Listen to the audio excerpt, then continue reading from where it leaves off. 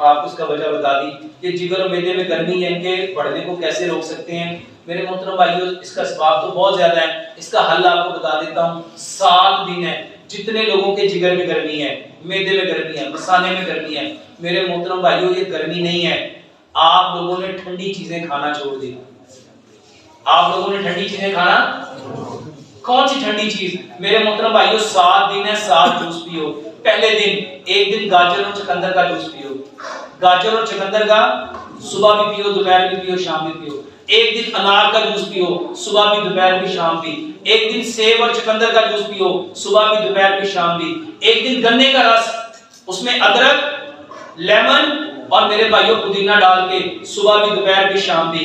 ایک دن صرف ناریل لو، ناریل گری، ثابت ناریل لو، اس کو توڑو، اس کا پانی علیحدہ نکالو اور اس کو کاٹ کے گاجر والی مشین سے اس کا بھی جوس نکال دو، اور گاجر ناریل کے جوس کو اور پانی کو مکس کر کے ایک دن یہ پیو، ایک دن صرف موسمی کا جوس پیو، ایک دن مالٹے کا جوس پیو۔ میرے محترم بھائیو 7 دن ہیں، 7 دن لگاتار یہ جوس پیو۔ 2 سے 3 بار اس کو چین کو چلاؤ گے، انشاءاللہ گرمی کا نام و نشان نہیں ہوگا۔